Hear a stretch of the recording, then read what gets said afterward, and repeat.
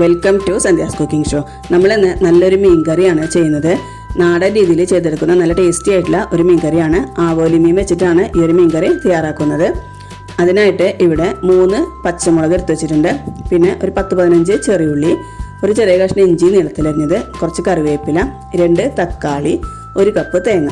പിന്നെ നമുക്ക് വേണ്ടത് 3.5 ടേബിൾ സ്പൂൺ മുളക് പൊടി, 2.5 ടേബിൾ സ്പൂൺ മല്ലിപ്പൊടി, 1/2 ടീസ്പൂൺ മഞ്ഞൾപ്പൊടി. ഇത്രയാണ് നമുക്ക് മസാലയായിട്ട് വേണ്ടത്. കുടംപുളി ഇട്ടിട്ടാണ് ഈ ഒരു മീൻകറി നമ്മൾ തയ്യാറാക്കുന്നത്. അതിനായിട്ട് ഈ വലുപ്പത്തിലുള്ള 5 കുടംപുളിയാണ് എടുത്തിട്ടുള്ളത്. അപ്പോൾ കുടംപുളിയുടെ പുളിക്ക് അനുസരിച്ചിട്ട് എടുക്കുക. കാരണം ഓരോരുത്തരുടെ കയ്യിലുള്ള കുടംപുളിയുടെ പുളിക്ക് വ്യത്യാസം ഉണ്ടായിരിക്കും. അപ്പോൾ അതിനനുസരിച്ചിട്ട് എടുക്കുക. ഇനി നമുക്ക് അരപ്പൊന്ന് തയ്യാറാക്കണം. അതിനായിട്ട് മിക്സിയുടെ ജാറിലേക്ക് നമ്മൾ എടുത്ത് വെച്ചിരിക്കുന്ന 1 കപ്പ് തേങ്ങ ഇട്ട് കൊടുത്തിട്ടുണ്ട്. കൂടെ തന്നെ 2 ചെറിയുള്ളി. ഇനി നമുക്കതിലേക്ക് കുറച്ച് വെള്ളം കൂടി ഒഴിച്ചിട്ട് നല്ല പേസ്റ്റ് പോലെ ഒന്ന് അരച്ചെടുക്കണം. ഇപ്പം നല്ല പോലെ തന്നെ പേസ്റ്റ് പോലെ അരച്ചെടുത്തിട്ടുണ്ട്. അപ്പോൾ ഇനി നമുക്ക് കറി ഉണ്ടാക്കാനായിട്ട് തുടങ്ങാം. അതിനായിട്ട് മൺചട്ടിയിലേക്ക് 4 ടേബിൾ സ്പൂൺ വെളിച്ചെണ്ണ ഒഴിച്ചു കൊടുത്തിട്ടുണ്ട്. അപ്പോൾ വെളിച്ചെണ്ണ നല്ലപോലെ ചൂടായിട്ട് വരുന്ന സമയത്ത് നമുക്കിതിലേക്ക് 2 നുള്ളു ഉലുവ ചേർത്തൊന്ന് പൊട്ടിച്ചു കൊടുക്കണം. അപ്പോൾ ഉലുവയൊക്കെ ചേർക്കുമ്പോൾ മീൻ കറിക്ക് ഒരു പ്രത്യേക ടേസ്റ്റ് തന്നെയാണ്. അതുപോലെ തന്നെ നല്ലൊരു ഫ്ലേവറും കിട്ടും. അപ്പോൾ ഉലുവയൊക്കെ പൊട്ടി വരുന്ന സമയത്ത് നമ്മൾ എടുത്ത് വെച്ചിരിക്കുന്ന ചെറിയുള്ളി ഒന്ന് ചതച്ച ശേഷം ഇതിലേക്ക് ചേർത്ത് കൊടുക്കാം. നല്ല നൈസായിട്ട് അരിഞ്ഞിട്ട് വേണമെങ്കിലും ചേർത്ത് കൊടുക്കാം. നമ്മൾ എടുത്ത് വെച്ചിരുന്ന പച്ചമുളകും കൂടെ ഒന്ന് കീറിയിട്ട് ചേർത്ത് കൊടുക്കാം.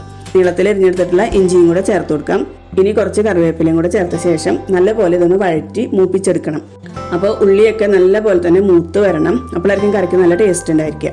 നമ്മൾ ചേർത്തിട്ടുള്ള ഉള്ളിയും പച്ചമുളകും ഇഞ്ചിയൊക്കെ നല്ല പോലെ തന്നെ മൂത്ത് വന്നിട്ടുണ്ട്. അപ്പോൾ ഈ ഒരു രീതിയിൽ തന്നെ നമുക്കിത് മൂപ്പിച്ചെടുക്കണം. ഇനി ഇതിലേക്ക് നമ്മൾ എടുത്ത് വെച്ചുള്ള പൊടികൾ ചേർത്ത് കൊടുക്കാം. മഞ്ഞൾപ്പൊടി, അതുപോലെ തന്നെ മല്ലിപ്പൊടി, മുളക് പൊടി. ഞാനിവിടെ എടുത്തിട്ടുള്ളത് നല്ല എരിവുള്ള മുളക് പൊടി തന്നെയാണ്. മീൻ കറിക്ക് നല്ല എരിവുണ്ടെങ്കിലായിരിക്കും ടേസ്റ്റ് ഉണ്ടായിരിക്കാം. അപ്പോൾ എരിവ് അവരവരുടെ ടേസ്റ്റിനനുസരിച്ചിട്ട് മാറ്റം വരുത്താം. ഇനി പൊടികളുടെയൊക്കെ പച്ചമണം പോകുന്നവരെ നല്ല പോലെ ഒന്ന് വഴറ്റിയെടുക്കണം.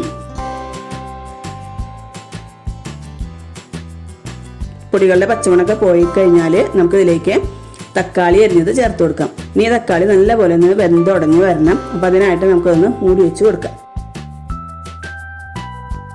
ഒരു 5 മിനിറ്റൊക്കെ മൂടി വെച്ച് വേവിക്കുമ്പോഴേക്കും തക്കാളിയൊക്കെ നല്ല പോലെ തന്നെ വെന്ത് കിട്ടും.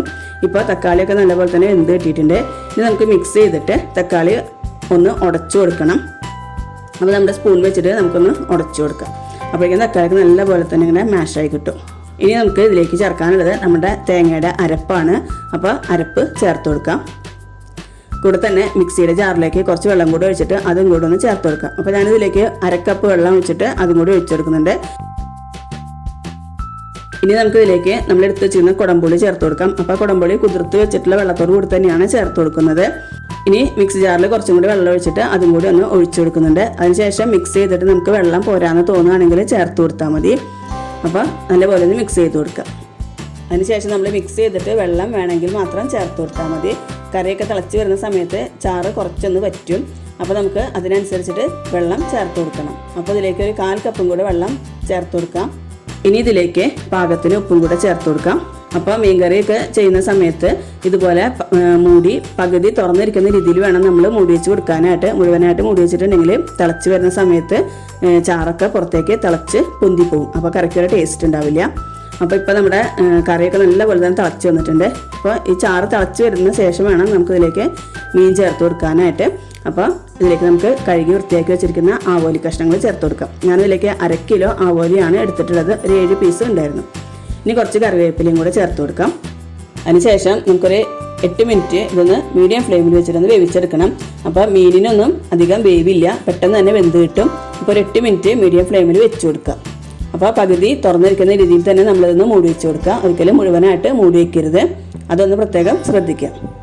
ഇപ്പോൾ നമ്മുടെ കറിയൊക്കെ നല്ല പോലെ തന്നെ തിളച്ച് വറ്റി വന്നിട്ടുണ്ട്. അപ്പോൾ നമ്മുടെ കറി ഇവിടെ റെഡി ആയിട്ടുണ്ട്. അപ്പോൾ മീൻ കഷ്ണങ്ങൾ എടുക്കുന്ന സമയത്ത് ഉടയാതെ വേണം എടുക്കാനായിട്ട്. അപ്പോൾ അധികം ഓവറായിട്ട് കുക്ക് ചെയ്തിട്ടുണ്ടെങ്കിൽ മീനൊക്കെ പൊടിഞ്ഞു പോകും. എടുക്കുന്ന സമയത്ത് നമ്മൾ ശ്രദ്ധിച്ചിട്ട് തന്നെ എടുക്കണം. ഇപ്പോൾ നമ്മുടെ കറിയൊക്കെ ഇവിടെ റെഡി ആയിട്ടുണ്ട്. ഇതിലേക്ക് നമുക്ക് 4 ചെറിയുള്ളി വട്ടത്തിലരിഞ്ഞതും ഒരു 1/4 ടീസ്പൂൺ മുളക് പൊടിയും കുറച്ച് കറിവേപ്പിലയും കൂടെ മൂപ്പിച്ച് അതും കൂടെ ഒന്ന് ചേർത്ത് കൊടുക്കാം. അപ്പോൾ നല്ലൊരു ടേസ്റ്റ് ആയിരിക്കും. ഓൾറെഡി നമ്മൾ കുറച്ച് ചെറിയുള്ളി ഫസ്റ്റ് തന്നെ മൂപ്പിച്ചിട്ടുണ്ട്. എന്നാലും ലാസ്റ്റിലേക്ക് ഇതൊന്ന് ചേർത്ത് കൊടുക്കുമ്പോൾ നല്ലൊരു ടേസ്റ്റ് ആയിരിക്കും. ഇപ്പോൾ നമ്മുടെ കറിയൊക്കെ ഇവിടെ റെഡി ആയിട്ടുണ്ട്. അപ്പോൾ നല്ല ടേസ്റ്റി ആയിട്ടുള്ള കുടംപുളി ഇട്ട് വെച്ച ആവോലി കറി എല്ലാവരും ഒന്ന് ട്രൈ ചെയ്ത് നോക്കുക. നല്ല ചൂട് ചോറിൻ്റെ കൂടെ നല്ല ടേസ്റ്റ് ആയിരിക്കും. എല്ലാവർക്കും മീൻകറിയൊക്കെ വെക്കാനറിയാം, എന്നാലും ഈ ഒരു രീതിയിലൊന്ന് ട്രൈ ചെയ്ത് നോക്കുക. നല്ല ടേസ്റ്റി ആയിട്ടൊരു മീൻകറിയാണ്. റെസിപ്പി ഇഷ്ടപ്പെട്ടാൽ നമ്മുടെ ചാനലൊന്ന് സബ്സ്ക്രൈബ് ചെയ്ത് സപ്പോർട്ട് ചെയ്യുക, ലൈക്ക് ചെയ്യുക, കമൻറ്റ് ചെയ്യുക, ഷെയർ ചെയ്യുക.